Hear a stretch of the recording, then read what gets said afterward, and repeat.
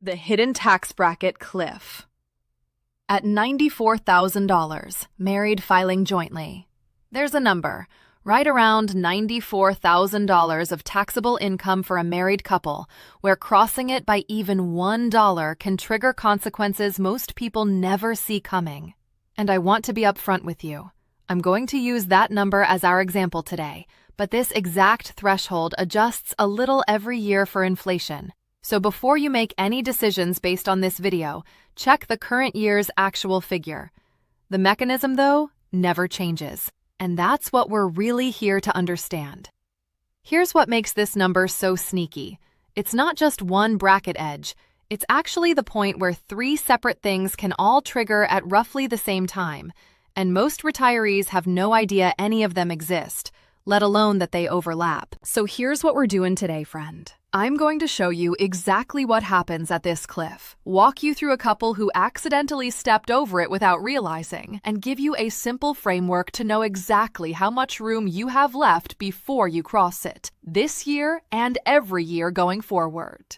Before we get into it, if you haven't already, go ahead and hit that subscribe button. I put out a new video like this every week, walking through exactly the kind of hidden thresholds in the tax code that nobody points out to you until it's too late. And if you know someone who's been thinking about selling some investments or doing a Roth conversion this year, share this with them before they do. This is exactly the kind of thing that changes the math. I'm Anne, and for years I've helped people understand what actually happens to their money once retirement income gets complicated. Let's talk about this cliff.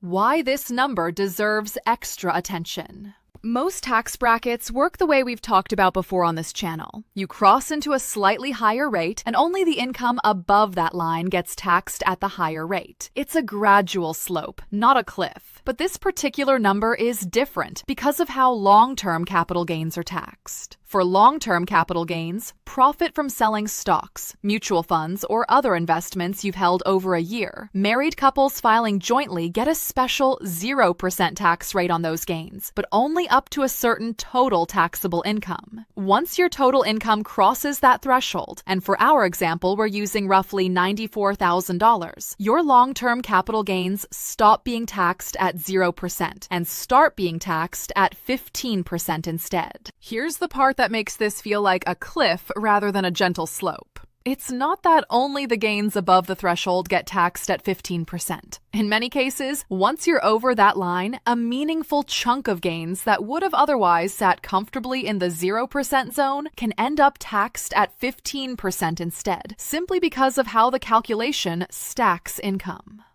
How the stacking actually works.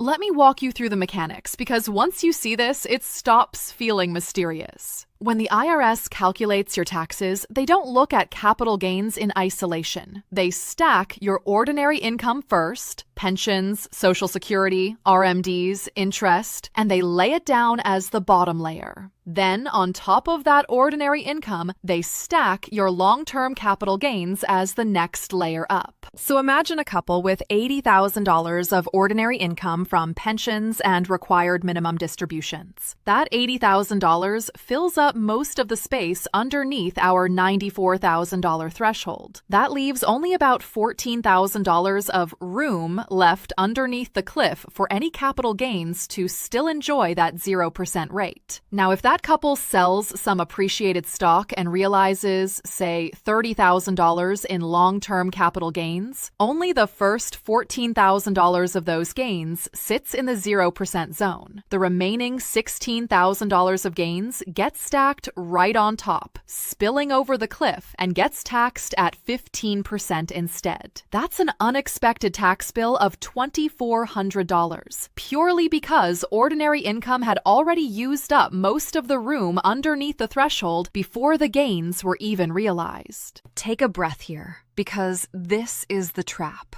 It's not that selling investments is bad. It's that most people don't realize their ordinary income has already quietly eaten into the free 0% space before they ever pull the trigger on a sale. The second hidden trigger. How close this sits to IRMA.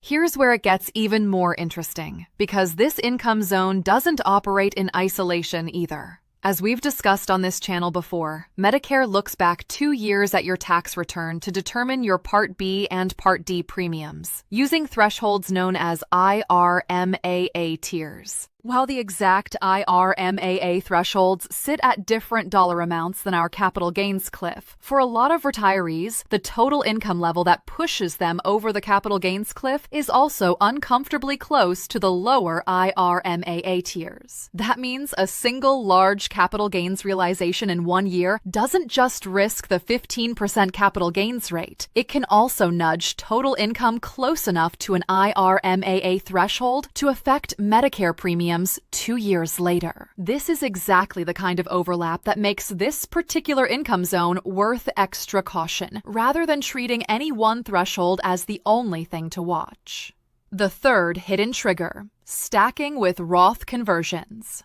And here's the third piece that often gets missed entirely. If a couple is also doing a Roth conversion in the same year they're realizing capital gains, that conversion amount counts as ordinary income too, and it stacks into that same bottom layer underneath the capital gains. This means a Roth conversion done in the same year as a stock sale can quietly use up even more of the room under the capital gains cliff than pensions and RMDs alone, pushing even more of those gains into the taxable 15% zone. Neither decision is wrong on its own, but doing both in the same year without coordinating the numbers together is exactly how households end up surprised. Dave and Susan's story.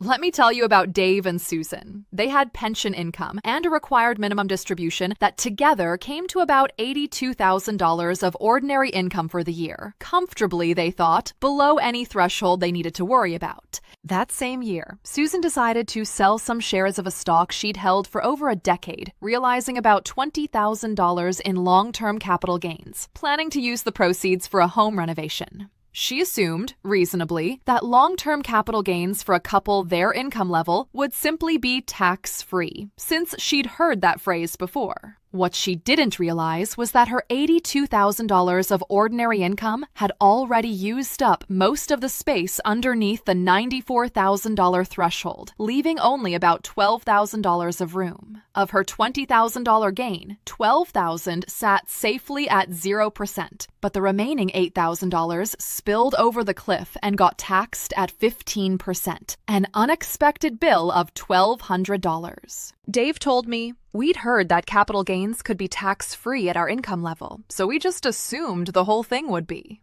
They weren't wrong that the 0% rate exists. They just didn't realize their existing income had already claimed most of the room underneath it before the sale even happened. The framework. Know your room before you act. So here's your checklist, friend, before you sell an appreciated investment or plan a Roth conversion in the same year. First, know your total ordinary income for the year. Pensions, Social Security, RMDs, interest, before you do anything else. Second, calculate how much room you actually have left underneath the current year's threshold before any capital gains start spilling into the 15% zone. Third, if you're considering both a Roth conversion and realizing capital gains in the same year, coordinate the two together rather than treating them as separate decisions, since they both stack into that same ordinary income layer. And fourth, recheck the exact threshold for the current tax year every single time, since it adjusts annually, and the number we used today won't stay the same forever. Do you know how much room you have left under this threshold this year? Most people don't, simply because nobody ever explains that ordinary income eats into it first. Recap. Let's bring this together. Long-term capital gains enjoy a 0% rate for married couples up to a certain income threshold, but ordinary income stacks underneath those gains first, quietly using up the room before any gains are even realized. This same zone often sits close to IRMAA thresholds, and Roth conversions done in the same year stack into that same layer too, compounding the effect. Know your ordinary income first. Calculate your remaining room under the current year's threshold. Coordinate gains realization and Roth conversions together rather than separately. And recheck the exact number every year.